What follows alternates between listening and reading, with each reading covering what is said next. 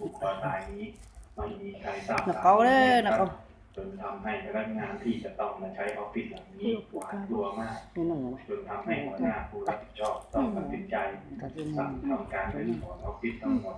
แล้วเอาเหล็กกระเบื้องแล้ววัสดุที่เกี่ยวกับการสร้างออฟฟิศหลังนี้ไปบริจาคถวายให้วัดแทน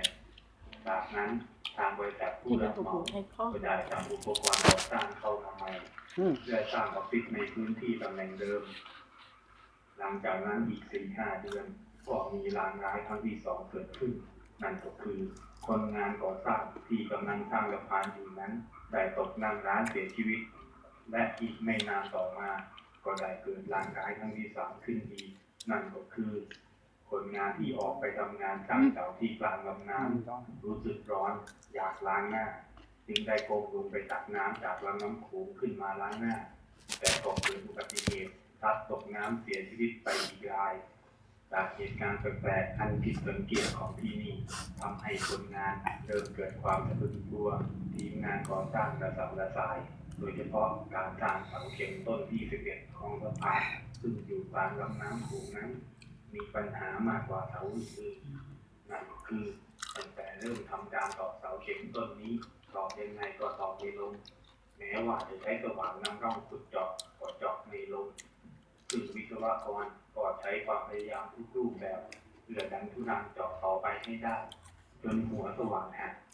เมื่อเห็นดังนั้นวิศวกรจึงตัดสินใจให้จ้างนักประดาน้ำมาให้ดำลงไปดูเพื่อที่จะเอาหัวเจาะสว่านขึ้นมาคืนแล้วดูว่าข้างล่างนั้นมันเป็นเพราะอะไรจึงเจาะไม่ได้และเมื่อนักประดาน้ำดำลงไปก็ต้องพบกับความตกใจสุดขีดเพราะเขาเห็นดวงตาอะไรไม่รู้แดงกำเป็นคู่ๆอยู่เต็มใต้น้ำไปหมดกำลังจ้องเขม็งมาที่เขาพอมองต่อไปก็เห็นลำตัวสีเขียวยาวลอยอยู่รอบๆบริเวณนั้นทำให้เขารีบว่ายน้ำขึ้นมาอย่างไม่คิดชีวิต พอขึ้นบกได้ก็เก็บข้าวของกลับบ้านไปเลยแม้แต่เงินค่าจ้างเขาก็ไม่ยอมรับเลยสักบาทแต่วิศวกรญี่ปุ่นก็ไม่เข้าใจว่าเกิดอะไรขึ้นทั้งนั้น chú làผู้ชอบดันยื้อchú ปูนเทลงไปที่ต้นหม้อของเสาต้นนี้เลยเจาะได้แค่ที่เอาแค่นั้นซึ่งขณะเทลงไปนั้นก็ต้องพบแต่ความประหลาดใจมากทั้งนั่นคือเทปูนลงไปเท่าไหร่ก็เทไม่เต็มสักทีทำให้เสาต้นนี้ใช้ปูนเป็นจำนวนมากกว่าเสาต้นอื่นพวกเขาใช้เวลาเทปูนไปเป็นจำนวนมากกว่าปกติจนในที่สุดก็เทจนเต็มจนได้ cái một cái tiếng การสร้างสะพานยังคงดำเนินไปท่ามกลางอุปสรรคและความสับสนของเหตุการณ์ประหลาดนานาประการจนกระทั่งถึงวันวิสาขบูชาปีพุทธศักราช 2548 ยามที่เฝ้าไซต์ก่อสร้างนี้ได้ฝันว่ามีคนใส่ชุดขาวมาบอกว่าในวันพรุ่งนี้เป็นวันเข้าพรรษาให้ยามช่วยไปบอกคนหน้าด้วยว่าขอให้หยุดงานก่อน1 วันเพราะพวกเขาจะอธิษฐานเข้าพรรษากันซึ่งเมื่อยามไปแจ้งให้วิศวกรญี่ปุ่นฟังเขาก็ไม่ยอมหยุดตามที่ขอเพราะเห็นว่าเป็นเรื่องไร้สาระและในวันที่ 22 กรกฎาคม พุทธศักราช 2548 ซึ่งเป็นวันเข้าพรรษานี้เองวิศวกรชาวญี่ปุ่น 3 คนจ่ายลงเรือไปดูงานการวางฐานของสะพานด้วยตัวเองทั้งที่ไม่เคยลองนั่งเรือออกไปดูเลยตั้งแต่เริ่มสร้างมา gì ทันใดนั้นเอง hết ขณะคนงานกดสวิตช์เห็นก็ได้ยกแท่งปูนเพื่อนำไปวางบนหัวเสาต้นที่11ต้นที่มีปัญหามากที่สุดแต่ยังไม่ทันวางถึงหัวเสาเลยเหตุการณ์อันเลวร้ายอย่างที่ไม่มีใครคาดฝันก็ได้เกิดขึ้น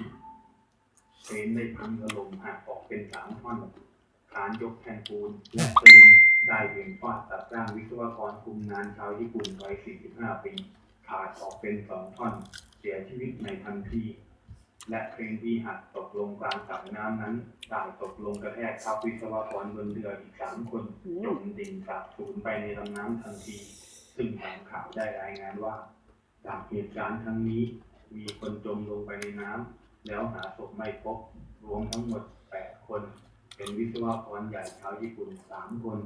คนที่นั่งเรือออกมาดูงานดังกล่าวเป็นชาวฟิลิปปินส์1 คนและคนงานไทยอีก4 คนนอกนั้นบาดเจ็บเข้ารักษาตัวที่โรงพยาบาลอีก7 คน ซึ่งเรื่องนี้ก็ได้กลายเป็นข่าวดังหน้าหนึ่งของหนังสือพิมพ์แทบทุกฉบับในช่วงวันเข้าพรรษาปีนั้น ซึ่งหลังจากนั้นบริษัทผู้รับเหมาทุกบริษัทที่เข้ามารับงานตามสะพานต่างก็พากันหยุดงานเพื่อทำบุญ แต่ไม่นานต่อมาในวันที่ 19 สิงหาคม เวลาประมาณบ่าย 4-5 โมงเย็นได้มีการบวชกันแบบเงียบๆ โดยคนงาน 8-9 คนพากันบวชแก้บนกัน 7 วัน จากเหตุการณ์อาถรรพ์ที่เกิดขึ้นตั้งแต่เริ่มมีการสร้างสะพานแห่งนี้นั้น ได้สังเวยชีวิตของคนงานที่นี่ไปทั้งหมด 17 ชีวิตแล้ว จึงทำให้คนงานที่เป็นคนไทยอีสานและคนงานลาวพากันหยุดงานไม่ยอมสร้างสะพานต่อกันเพราะกลัวตาย แต่ก็เหลือคนงานชาวต่างชาติ และคนที่มีเชื่อยังทำการก่อสร้างกันต่อทำให้การก่อสร้างยังพอขับเคลื่อนไปได้ แต่ถึงกระนั้นเสาเข็มต้น